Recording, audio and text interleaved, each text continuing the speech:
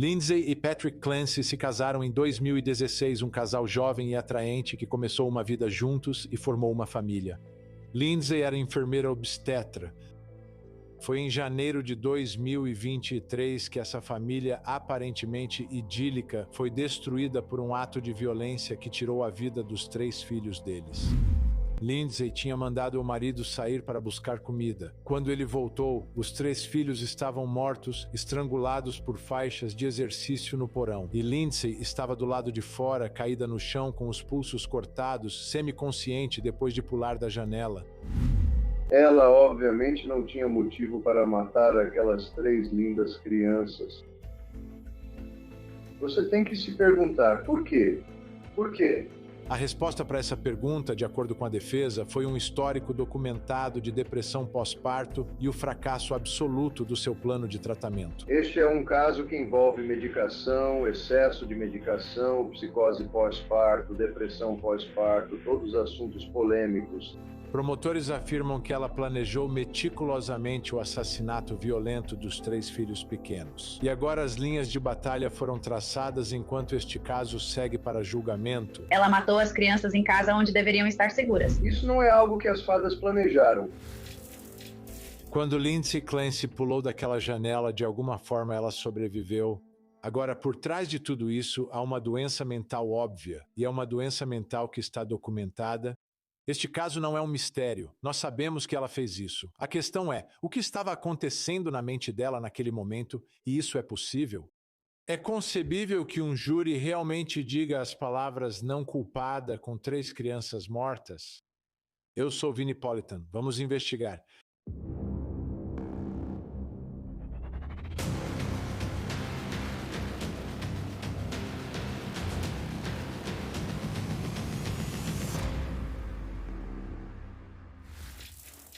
Um caso como esse é realmente sobre a família e o que estava acontecendo dentro daquela casa, certo? Você tem uma mãe, um pai, 3 filhos e um casal aqui que você sabe são jovens e estão apaixonados. Tipo, esse não é um caso em que há problemas em casa entre a mãe e o pai. Tá tudo ótimo. Tipo, está tudo ótimo, mas eles estão lidando com alguns problemas sérios. Esses problemas têm relação com a saúde mental de Lindsay Clancy.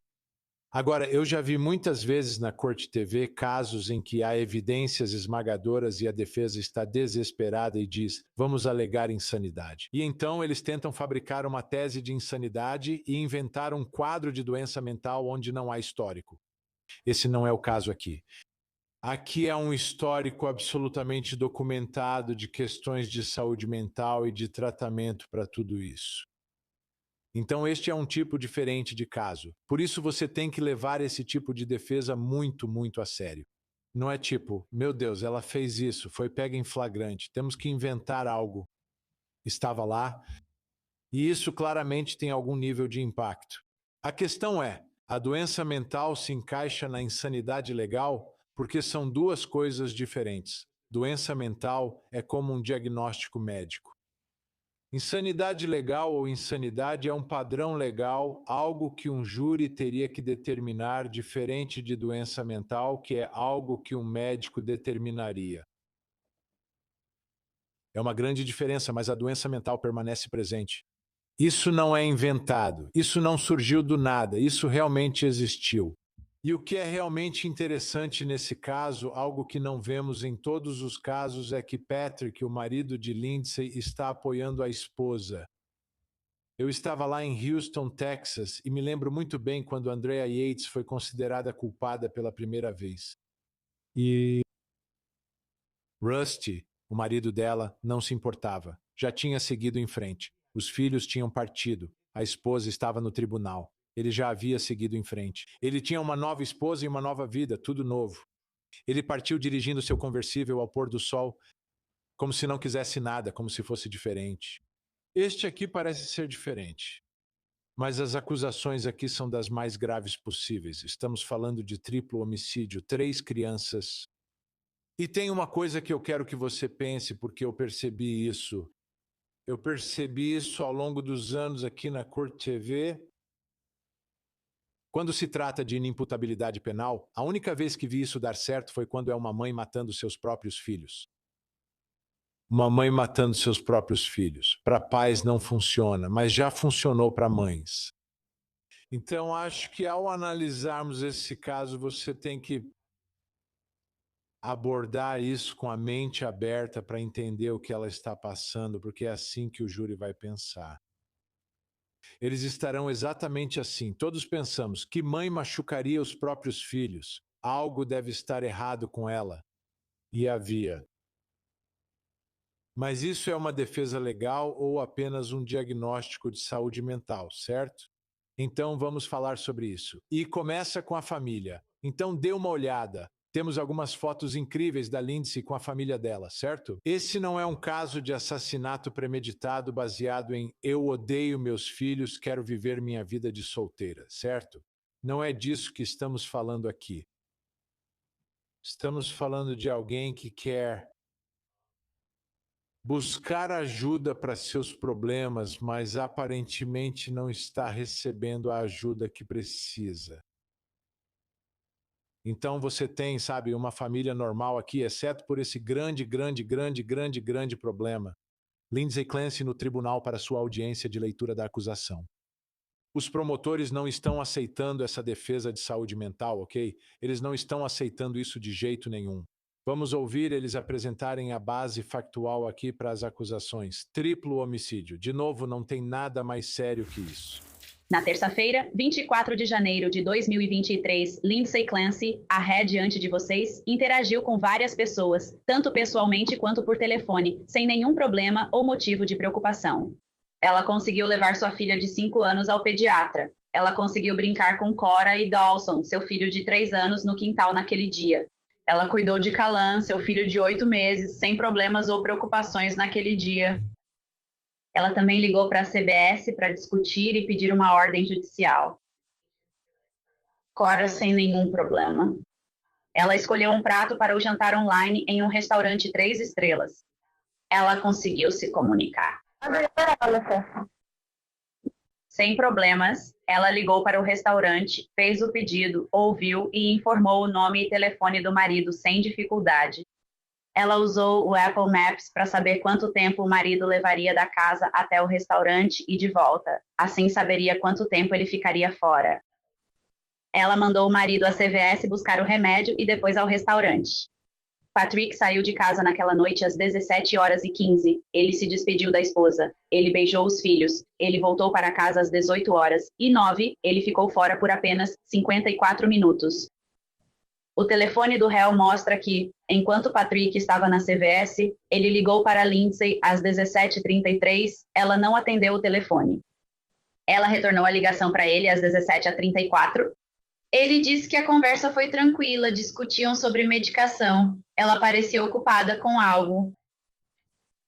Agora, as imagens de vigilância mostram que Patrick desligou o telefone, foi até o caixa e fez o pagamento por volta das 17h37. Depois ele foi a 3 restaurantes na State e na Gator ali. Ele sai do restaurante às 17h55, imediatamente após a ligação de Patrícia. O aplicativo de fitness do Vince Clancy no relógio dela, que estava conectado ao celular, mostra que ela subiu 3 andares. Na casa dela havia o porão acabado, o primeiro andar, que é a área de convivência, e o segundo andar, que é a área dos quartos, onde ficava o quarto dela. E mostra que ela subiu esses 3 andares imediatamente após a ligação em que falou com o marido. Quando Patrícia chegou, notou o silêncio incomum com 3 crianças pequenas. Não viu nem ouviu a ré ou as crianças.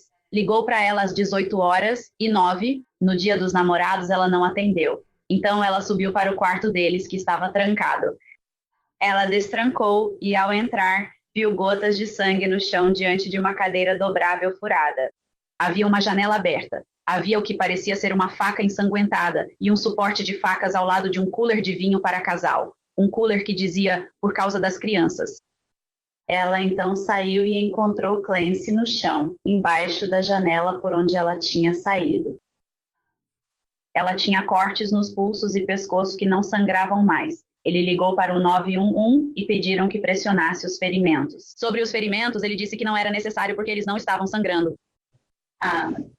Ela disse a ele que as crianças estavam no porão, de acordo com Patrick e Lindsay. Quando o SAMU chegou, pediram para ele ficar com ela e ele entrou na casa. A ligação para o 911 continuou e na gravação dá para ouvir Patrick Clancy entrando na casa, descendo as escadas para o porão. Você sabe que ele foi para o lado da luz, onde ficam a sala de exercícios e o escritório, porque dá para ouvi-lo gritar. E você ouve ele dizer, Dawson, no meu corpo. E ele tira a faixa de exercício do pescoço do Dawson. Ele vai para o outro lado do porão, onde há uma toca. E você ouve ele encontrar a Cora e ele grita, amor, e ele está gritando. Então você consegue ouvir quando ele encontra o Callan, porque a dor na voz dele fica mais profunda. O pessoal de emergência desce, todos os policiais, os bombeiros gritam, ela matou as crianças. Eles conseguem alcançar as crianças, colocá-las nas ambulâncias e levá-las ao hospital. 4 gossips são declarados suspeitos no hospital. Eles morreram devido ao paciente fixo. Callan estava sob cuidados médicos no Hospital Infantil de Boston porque conseguiram estabilizá-lo, mas infelizmente ele teve morte cerebral e foi transferido para outro lugar. Recebeu suporte dias depois e morreu por complicações causadas por esse paciente. A ré foi levada ao Hospital South Shore e depois transferida para o Brigham and Women's. Ela sofreu fraturas nas costelas, alguns ossos quebrados nas costas e uma seção transversal da medula espinhal no nível T5-T6. Ela tinha arranhões no pulso e pescoço. Em cada pulso havia arranhões e 2 pequenas perfurações. Ela não cortou os pulsos nem os abriu, e os ferimentos perfurantes não estavam conectados de nenhuma forma. No pescoço dela havia arranhões e um pequeno corte que não precisou de pontos. Imagine essa cena naquela casa, lá no porão. O horror absoluto para Patrick Clancy, filho após filho, depois de encontrar sua esposa que havia pulado da janela. Ela conseguiu, ela sobreviveu, não pode andar, mas sobreviveu a tudo isso.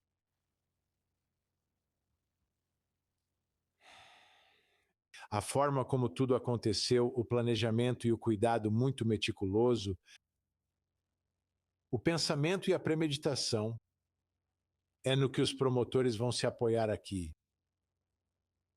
Mas é interessante porque quando você chega à insanidade legal, geralmente é como se você tivesse um rompimento com a realidade. Isso não quer dizer que você não pensa, mas seu raciocínio não faz sentido. Os casos de sucesso que vimos, Andrea Yates, Delaney no Texas, 2 mães, uma que afogou seus filhos, outra que matou seus filhos com pedras, ambas foram consideradas inocentes por motivo de insanidade, como se tivessem planejado e executado tudo meticulosamente. No entanto, o que as motivava, de acordo com os especialistas que testemunharam, era que cada mãe acreditava que estava salvando seus filhos ao tirar suas vidas. Elas estavam salvando-os de Satanás. Agiam em nome de Deus para salvar meus filhos. Preciso fazer isso. Preciso afogá-los para salvá-los. E isso é um caso clássico de inimputabilidade penal. O que está errado parece certo na sua mente. Tudo está invertido. O que precisamos descobrir neste caso é exatamente o que está motivando isso. Ela acha que está ajudando os filhos ao estrangulá-los? Vamos ouvir mais da acusação. A polícia achou vários cadernos usados como diários e anotações no celular da ré, encontrados durante o mandado de busca em sua casa. Em muitos detalhes, os meses, as semanas, os meses que antecederam esse incidente. Ela relata sua vida, a dos filhos, seu estado mental e os medicamentos que usava. Na noite dos assassinatos, Patrick Clancy foi entrevistado no hospital pela polícia. Ele disse à polícia que a ré estava em um dos seus melhores dias, sorrindo e feliz, sem indícios de que faria mal às crianças. E ninguém a descreveu como agindo como um zumbi nos dias que antecederam os assassinatos ou no próprio dia dos assassinatos. Ela negou consistentemente ouvir vozes ou ter qualquer tipo de alucinação visual ou auditiva para todos os seus profissionais de tratamento antes desse incidente. A primeira vez que ela mencionou psicose foi quando estava com um médico contratado pela defesa e usou o telefone dele para ligar para o marido do hospital. Essa foi a primeira vez que ela disse a alguém que ouviu uma voz. Ela negou ouvir a voz que matava seus filhos. A ré escreveu no celular em 25 de outubro de 2022, Acho que sinto ressentimento pelos outros filhos porque me impedem de cuidar da Cal Kelly, meu primeiro bebê. Ela escreveu: quero sentir amor e conexão com todos os meus filhos. Isso sugeriria que ela não amava ou não tinha conexão com alguns filhos. Ela então escreveu que quer ter mais filhos no futuro. 4 dias antes de matar os filhos, a Ré pesquisou no celular. É possível tratar um sociopata? As crianças morreram estranguladas por ligadura. O estrangulamento com ligadura faz a vítima perder a consciência entre 10 segundos e 1 minuto, dependendo de sua resistência. Quanto mais elas lutam ou resistem, mais tempo demora. Dawson tinha a maior proteção ao redor do olho, do rosto e do pescoço. De acordo com o legista, isso significa que Dawson ou lutou mais pela própria vida do que Cora ou Calum conseguiram, ou que ela o estrangulou com mais força do que os outros dois, ou ambos. E são necessários pelo menos 5 quilos de pressão para estrangular alguém. Após a vítima perder a consciência, o laço deve ser mantido com a mesma força por mais 4 a 5 minutos. Ela teve que estrangular as crianças até que perdessem a consciência e depois continuar estrangulando por mais alguns minutos. Ela poderia ter parado a qualquer momento. Ela colocou uma TV atrás e então ele começou a tocar. Você poderia tê-lo ajudado a qualquer momento. Em vez disso, ela terminou de estrangular seus filhos, retornou à ligação do marido e depois subiu para o banheiro no segundo andar. Lá, ela usou a faca para fazer cortes e arranhões superficiais no pulso e no pescoço. Ela tomou os comprimidos restantes de Remeron e Seroquel, depois saiu pela janela do quarto e arranhou o parapeito ao se pendurar nele. Sabemos disso pelo sangue na parte externa do parapeito da janela, onde estariam seus pulsos e mãos. Ela então caiu da janela ou escorregou para baixo. Ela não pulou. Ela não se jogou para fora da janela porque há sangue nas telhas externas descendo, sim, na parte externa da casa. Na janela logo abaixo da que ela saiu, há mais sangue na parte de cima, sugerindo que tentou se segurar no parapeito. Então ela não se jogou pela janela, foi descendo. Acho que ela ignorou que o chão estava congelado. A Ré não se aproveitou da situação quando o marido saiu naquela noite. Ela usou o Apple Maps para garantir que teria tempo suficiente para fazer o que queria com as crianças antes que o marido voltasse. Durante o tratamento no Hospital Brigham and Women's em Boston, após matar os filhos, a Ré falou com a equipe médica. Em 6 de fevereiro, ela disse temer que sua incapacidade de andar a deixasse vulnerável a outras pessoas e se preocupava em não voltar a andar. No dia 7 de fevereiro, ela disse que estava se sentindo mais esperançosa em relação ao seu futuro. Em 8 de fevereiro, ela disse estar mais focada no futuro e otimista. E no dia 9 de fevereiro, ela estava visivelmente engajada, energizada e esperançosa. Ela é perigosa para si e para os outros. Você planeja os assassinatos. Ela teve tempo e orgulho de cometê-los, matando as crianças em casa, onde deveriam estar seguras. Ela fez isso com premeditação deliberada e extrema atrocidade e crueldade, pelo menos até fevereiro, ela não demonstrava nenhum remorso. A única coisa que ficou disso foi a palavra sociopata. Ela pesquisa sobre sociopata. Antes de fazer isso com os filhos dela. Ela percebe que há algo errado com ela que é um pouco diferente de inimputabilidade penal. Ela é uma assassina sociopata indo atrás dos próprios filhos. Então está bem claro para onde os promotores estão indo com tudo isso, realmente focando em tudo o que ela planejou e tramou naquele dia, analisando o seu histórico e dizendo, bem, sim, ela tinha problemas mentais, mas ela estava indo bem. E então sim, aliás, ela está pesquisando se é possível curar um sociopata. Certo? Esse é o caso da acusação. E eles precisam expor tudo e apresentar tudo para o júri. Mas esse caso é realmente sobre a defesa e a resposta à defesa. Então vamos ouvir. Kevin Reddington é o advogado de Lizzie Clancy. Eu venho cobrindo ele literalmente há décadas lá em Massachusetts. Ele pode defender qualquer réu, independentemente das provas, e ainda te fazer refletir sobre o caso. Ele é tão bom assim.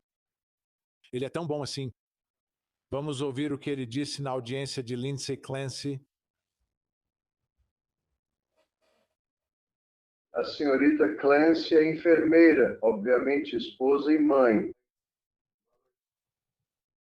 De acordo com qualquer pessoa com quem ele conversou antes desse incidente, ela não era nada menos do que uma mãe maravilhosa e incrível em todos os aspectos. Eu já estive naquela casa. Havia fotografias que mostravam o amor e a dedicação que tanto Lindsay quanto seu marido Patrick tinham por essas crianças. Cada cômodo estava coberto com as obras de arte dela, bordados, fotos, recados para as crianças, tabelas e gráficos de você sabe como elas estavam indo e o que estavam fazendo em relação ao aprendizado, alfabeto, números, coisas desse tipo. Ela, então, depois de ter o terceiro filho, obviamente, e eu entendo isso, o governo quer retratar a falta de responsabilidade criminal como alguém que é louco, como imaginaríamos alguém sendo louco, incapaz de falar, incapaz de cuidar da própria higiene, agindo de uma forma muito, muito irracional. Mas não é isso que acontece quando você tem uma situação dessas. Como neste caso, você tem uma mulher que está, obviamente, sofrendo de depressão pós-parto. E como sabemos disso? Bem, sabemos disso porque nas semanas e meses anteriores ela estava nesse estado. Ela não conseguia demonstrar emoções. Ela não conseguia sentir. Ela não tinha capacidade de amar, fosse o marido ou os filhos. E ela contou isso ao marido, Patrick. Foi Patrick quem foi aos médicos e disse a eles que ela estava agindo como um zumbi. Ela estava nesse estado por causa do pós-parto, além da medicação que estava tomando, que o marido dela teve que pedir para a mãe e o pai dela, e para a mãe e o pai dele, basicamente ficarem na casa por semanas, talvez um mês antes, porque ela não conseguia funcionar. E ele precisava trabalhar. Ele trabalhava fora de casa, mas também precisava sair de casa. Então essa era a condição em que ela... Isso é significativo, certo? Você não vê isso na maioria das defesas de inimputabilidade, dessas defesas ligadas à saúde mental. Você não encontra esse tipo de histórico. Não é apenas um histórico antigo, como uma infância difícil. Isso ocorreu pouco antes de tudo acontecer. Pouco antes de tudo isso acontecer, há alguns momentos em que ela está recebendo ajuda. E não é alguém que necessariamente está recusando ajuda também. Ela aceitou, e isso faz uma grande diferença. Tipo, se alguém está sofrendo, mas diz, não, não, não me ajude, eu só, não, de novo, não é isso que está acontecendo aqui. Então, para Lindsay Clancy e dentro do tribunal, tentando explicar ao júri por que ela fez isso, há documentação de todos esses problemas que ela teve. E o júri vai ter que meio que descobrir isso. Será que eles vão sentir algum nível de simpatia por ela? 3 crianças mortas, assassinatos brutais. Você ouviu o promotor descrever o que ela teve de fazer para tirar aquelas vidas com aquelas faixas elásticas de exercício. Vamos continuar ouvindo. Que ela estava ali antes de tudo acontecer. E ela estava fazendo esses diários porque seus médicos disseram para ser muito, muito precisa. Escreva no diário qual medicação você está tomando. Qual a dose? Teve reação? Ela seguia tudo à risca. É uma mulher inteligente, enfermeira. Ela sabia fazer anotações em um diário, mas isso não quer dizer que não estivesse sofrendo, pois tinha problemas com a medicação e por isso pediram que mantivesse um diário. E é a mesma coisa que Patrick ir ao médico e dizer ao médico que ela está como um zumbi e os pais ficarem com eles para ajudar a cuidar das crianças. E o fato de que naquele dia ela conseguiu conversar, se comunicar, construir bonecos de neve com os filhos, conversar com o marido, fazer planos para jantar, sair e buscar o jantar. Não é um plano nefasto em que ela vá pesquisar no Google quanto tempo leva para chegar a um restaurante que eles já conhecem, enquanto ela planejava. Por isso falou com ele. Acho que ela devia planejar, pois conseguiu se comunicar com o marido sobre as compras dos itens na farmácia. Quando eu estava na casa, consegui ver o sangue que estava no chão, na parede e na beirada da janela. E era bastante abundante. Não era algum tipo de arranhão superficial, pequeno, no pulso ou no pescoço dela. Era sangue, parecia até um jato arterial, na verdade, porque estava no chão, gotas espalhadas por todo lado e, como eu disse, na parede e na janela. Ela caiu da janela, obviamente. não imaginando que ela de alguma forma ia escorregar pela casa e fingir que estava tentando se suicidar. Ela obviamente bateu no chão, seccionando a coluna, apesar de tudo, por meses. A polícia faz comentários na reunião com a imprensa enquanto mídia e governo debatem com eles. E, sinceramente, nunca sugeriria que esses advogados distorcessem algo, mas todos agiam como se ela fosse ficar bem. Ela não vai se recuperar, está paralisada permanentemente. O Dr. Philip Resnick, que era um psiquiatra de renome mundial, a examinou pessoalmente. O Dr. Paul Zizel está sentado aqui e esteve conosco nesse assunto desde o início, assim que me envolvi com o caso com a família. Ela, obviamente, não tinha motivo para matar aquelas 3 lindas crianças. Você tem que se perguntar, por quê? Por quê? É esse o caso, certo? É esse o caso. Se ela não estivesse doente mentalmente, se ela não estivesse insana na época, se ela não tivesse tido um rompimento com a realidade, por que ela faria isso? Ela não tem motivo para matar os filhos. Agora, o que é interessante é que você sabe, eu sei, certo? Os promotores não precisam provar o motivo em nenhum caso. Não é um elemento do crime. Não é. Tipo, não é assim, certo? Promotores, vocês têm que provar, sabe, como eles fizeram, por que eles fizeram. Não, vocês não precisam provar por que eles fizeram. Vocês não precisam. Mas aqui o júri vai se perguntar por que Kevin Reddington vai bater nessa tecla durante todo o julgamento. Por que ela faria isso, a não ser que algo estivesse errado com ela?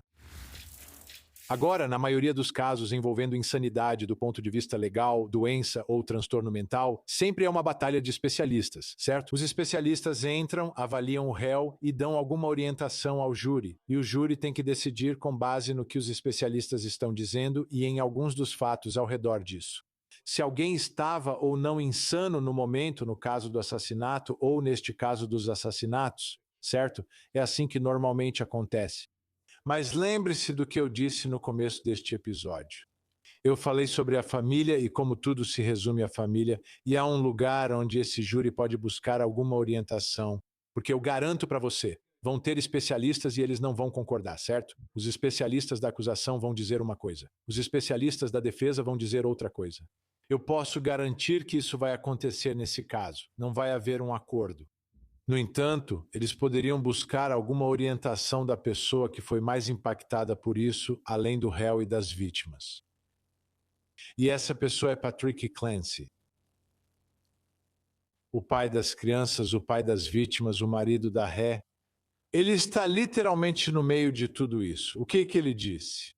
E como isso poderia talvez impactar a forma como o júri vê tudo isso? Dê uma olhada nesta declaração do GoFundMe de Patrick Clancy. Quero pedir a todos vocês que encontrem dentro de si mesmos a capacidade de perdoar Lindsay, assim como eu perdoei. A verdadeira Lindsay, ele diz, era muito amorosa e atenciosa com todos, comigo, nossos filhos, família, amigos e seus pacientes.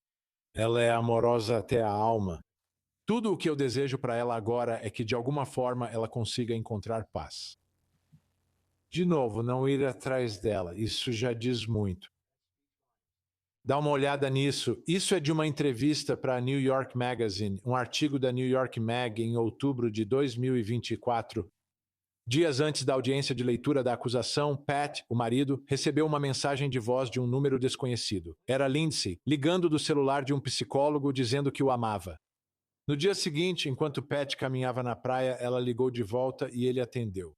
Falando rapidamente em um tom de pânico, Lindsay explicou que tinha ouvido uma voz ordenando que ela matasse as crianças e depois a si mesma, porque era sua última chance. Pat me disse que ela não soava como a minha esposa. Isso é assustador, para dizer o mínimo, assustador. Mas você chega a ouvir uma voz te ordenando a fazer isso. Essa é sua chance. Você precisa fazer isso. Esses são os tipos de casos, dependendo de quem essa voz supostamente é. É um anjo ou um demônio, certo? É Deus ou é Satanás? Tipo, quem é essa voz que está ordenando ela a cometer o assassinato? Para mim, isso é fundamental. Agora, há um processo civil em que aprendemos mais sobre essa família e as circunstâncias do assassinato das 3 crianças. Patrick Clancy moveu uma ação civil contra a equipe médica de Lindsay por morte indevida. Vou ler para vocês. Eu consegui parte desse processo. Ouçam isso. Quando Lindsay começou o tratamento, ela estava hesitante em tomar medicamentos prescritos. Mesmo assim, em 15 de setembro de 2022, o Dr. Tufts prescreveu sertralina para Lindsay, também conhecida como Zoloft. Lindsay não tomou o medicamento inicialmente, mas em 3 de outubro de 2022, ela disse ao Dr. Tufts que estava, abre aspas, prestes a tomar o medicamento, mas queria tentar a terapia primeiro. Lindsay começou a tomar o Zoloft prescrito em meados de outubro. Isso, novamente, é importante, certo? Mostra que a ré estava resistindo ao uso do medicamento e a defesa certamente vai apontar o dedo para o medicamento como tendo um papel em tudo isso. Uma semana após começar a medicação e aumentar a dose conforme prescrito, no entanto, em 20 de outubro, ela relatou ao Dr. Tufts que estava se sentindo péssima e sofrendo de insônia devido ao aumento da medicação, não queria comer, estava se sentindo mais deprimida, chorava o dia todo, sentia confusão mental e estava apavorada para começar algo novo. De fato, ela explicou que sua ansiedade havia piorado em relação a como estava antes de começar a tomar a medicação. Sentiu dificuldade em diferenciar como se sentia antes da medicação. Teve pensamentos acelerados à noite e ficou paranoica com a possibilidade de pensamentos suicidas. Algo ruim acontecendo, não quer ficar sozinha. Essa reação a uma dose relativamente baixa da medicação foi atípica e deveria ter levado o Dr. Tufts a avaliar por que Lindsay reagiu dessa forma. Ela deveria ter feito testes dos níveis plasmáticos do medicamento, mas o Dr. Tufts não fez, apontando o dedo para o Dr. Tufts e para a medicação. Por isso ela fez isso, senhoras e senhores do júri. Isso é do processo civil, mas isso deveria fazer parte da defesa criminal. Aqui está mais do processo. Em 21 de novembro de 2022, o enfermeiro Paulo prescreveu fluoxetina para Lindsay, conhecida como Prozac. Lindsay descrevia sintomas que sugeriam mania, como pensamentos acelerados, insônia extrema, frustração e sensação de medo. Neste momento, exames laboratoriais deveriam ter sido feitos para garantir que Lindsay metabolizava normalmente os medicamentos prescritos. Nenhum exame laboratorial foi realizado. 2 dias depois, Lindsay contou à enfermeira Paula que se sentia desconectada e desligada, um pouco aérea, algo que já ocorrera algumas vezes nos últimos meses. Pouco depois, em 25 de novembro de 2022, a enfermeira Paula prescreveu 3 medicamentos adicionais para Lindsay, Ambien, Remeron e Klonopin. Ela não está reagindo bem aos medicamentos e estão receitando mais remédios para ela. Você sabe para onde a defesa está indo com tudo isso, e isso faz parte do processo civil. Em 28 de novembro, Lindsay contou ao enfermeiro Paulo que seguia com dificuldades para dormir, sentindo-se desorientada, esquecida e desconectada do corpo. Quando ela acorda, sente-se de ressaca, apavorada com a possibilidade de estar ficando viciada em benzodiazepínicos. Ela sente que está em um estado de pânico neste momento. Isso não é bom. Não é bom para os médicos, mas pode potencialmente ajudar a ré. Por volta de 5 de dezembro, Lindsay relatou à senhorita Dukes que teve pensamentos intrusivos de querer morrer e entrou em contato com o Aspire Crisis Support, um serviço de emergência para pessoas em risco de autoagressão durante o fim de semana. Novamente, a documentação neste caso vai muito além de tudo o que vimos em outros casos. Patrick participou da visita com a enfermeira Paul e relatou a ela que a ansiedade de Lindsay havia piorado significativamente desde que começou a tomar medicamentos psiquiátricos. O testemunho do marido dela vai ajudá-la. Ela recebeu esses remédios. Ela está piorando. Eles dão mais remédios para ela. Ela piora ainda mais. Não é culpa da Lindsay, é culpa do médico. Não é culpa da Lindsay, é culpa da medicação. No dia seguinte, Lindsay compareceu a uma consulta com a enfermeira Gelata durante o atendimento. Lindsay disse que dormia só 3 horas por noite, sentia-se sobrecarregada e sua mente não parava. Ela não consegue dormir. A privação de sono causa mais problemas. Confie em mim, o perito da defesa abordará os efeitos da falta de sono na mente de uma pessoa. Os sintomas de Lindsay levaram a enfermeira Gelata a perguntar se ela pensava em se machucar ou ferir seus filhos. Lindsay negou ter esses pensamentos, mas novamente relatou, no entanto, sentir medo, como se algo terrível pudesse acontecer quase todos os dias. Tudo bem? Ela nega ter pensamentos de se machucar ou machucar os filhos. Lindsay também relatou que acreditava que seus sintomas contínuos estavam ligados ao medicamento que lhe foi prescrito e que, imediatamente após receber uma dose mais forte de Zoloft, ela não dormiu por 48 horas e não sentiu cansaço. Buscando ajuda, agora estamos em dezembro de 2022, Lindsay se internou em um programa hospitalar diurno no Women and Infants Hospital destinado a pacientes com depressão pós-parto. Ela está se internando para buscar ajuda. Enquanto estava no hospital Women and Infants, Lindsay relatou que começou a ter pensamentos suicidas passivos imediatamente após iniciar o uso de Seroquel prescrito pela enfermeira Gelata. Eles também estão indo atrás da enfermeira. Você está prescrevendo algo que agora está causando pensamentos suicidas nela. O Hospital Women and Infants concluiu que os problemas mentais de Lindsay eram causados por medicação excessiva e diagnóstico errado, tornando inadequado o programa diurno para ela. O Hospital Women and Infants tentou contato com a enfermeira Gelata sobre o cuidado de Lindsay, mas não obteve resposta. Então ela se interna por conta própria. O local onde ela se interna diz: não podemos ajudar, você está supermedicada. Eles a mandam de volta para a outra equipe médica que, de acordo com o processo civil, não responde necessariamente. Em 12 de janeiro de 2023, Lindsay informou ao Dr. Tufts que seguia com humor muito baixo, sem motivação e bastante deprimida. Isso já acontece há meses e estou desesperada por algo que me tire logo desse estado depressivo.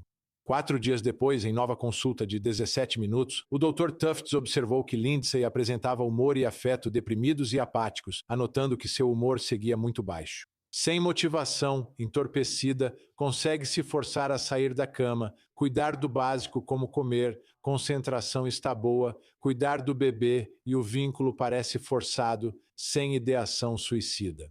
Lindsay teve uma última consulta de 17 minutos com o Dr. Tuss em 23 de janeiro. Lindsay disse estar mais ansiosa, com o coração acelerado, especialmente pela manhã.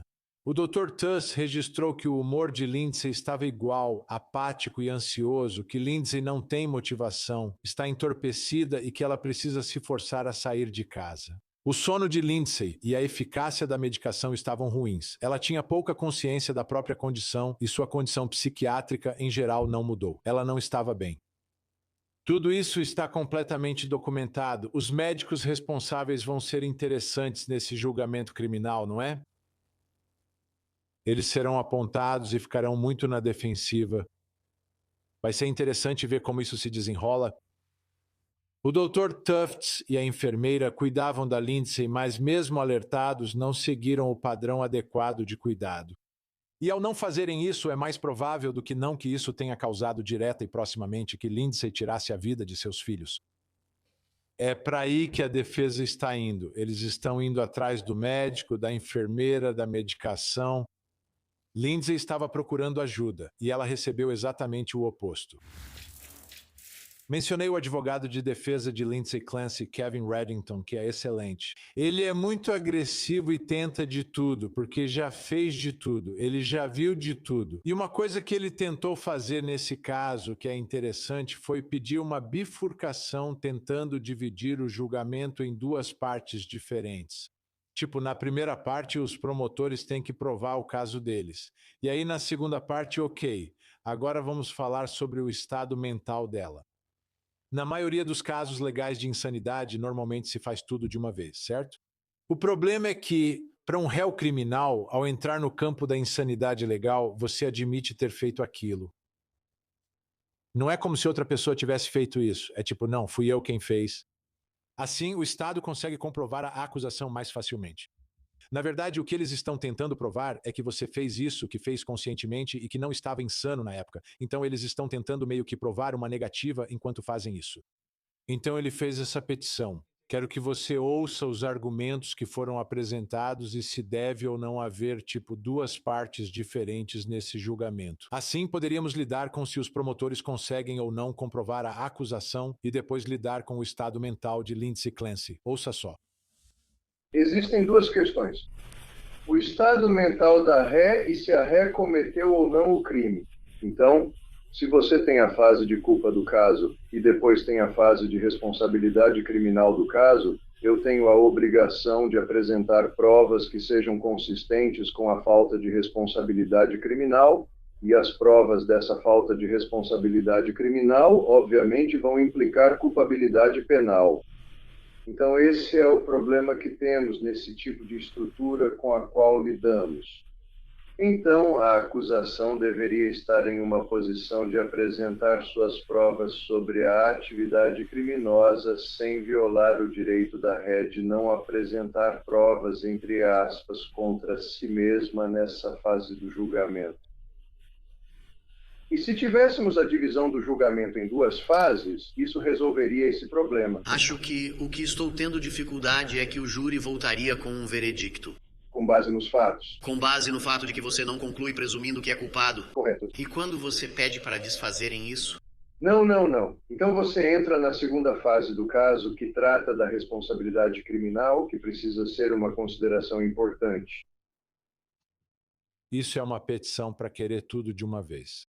É basicamente isso que ele está pedindo. Se isso é extremamente raro de fazer desse jeito, tenho certeza de que você pode fazer o que quiser. O juiz pode decidir como quiser, mas na verdade está querendo tudo ao mesmo tempo, ou seja, duas chances. Quero tentar só um caso pelos fatos. Mas parte dos fatos é o estado mental dela. Como em qualquer crime do qual você é acusado, parte do caso é o estado do réu. Então, quero dizer, como você separa isso em duas coisas, mas ele diz isso com isso. Estou te dizendo, você ouve Kevin Reddington, ele pode te convencer de qualquer coisa. Ele está fazendo esse argumento, eu estou ouvindo, e eu penso, faz sentido. Mas, na verdade, não faz sentido, porque não é assim que normalmente é feito. Vamos ver o que a comunidade tinha a dizer sobre isso. A ré não tem direito constitucional a um julgamento bifurcado. A segunda questão é que os dois julgamentos seriam quase idênticos. A defesa afirmou que certas testemunhas podem não ser chamadas, como os paramédicos que chegaram e viram os corpos dessas 3 criancinhas no chão do porão. O Ministério Público argumenta que isso é prova válida na responsabilidade criminal por estar ligado ao mens rea. Isso está relacionado ao que ela fez, como ela fez, porque ela fez, qual foi o seu processo de pensamento durante aquilo, como ela planejou fazer aquilo e quanto tempo ela precisou para fazer aquilo. Então você teria julgamentos duplicados sem motivo se prosseguíssemos de forma bifurcada. Certo? Ela diz, meritíssimo, não existe direito de ter 2 julgamentos, em um só. O que é isso? O que é isso? Isso realmente não existe. Para te dar um exemplo do que você vai ver quando esse julgamento acontecer com Kevin Reddington, da primeira vez que cobri um dos julgamentos dele, ele estava defendendo um cara chamado Muko McDermott. E isso foi há anos, nos primórdios da internet, do Google, etc., quando não era tão comum vermos tudo o que as pessoas faziam em seus computadores.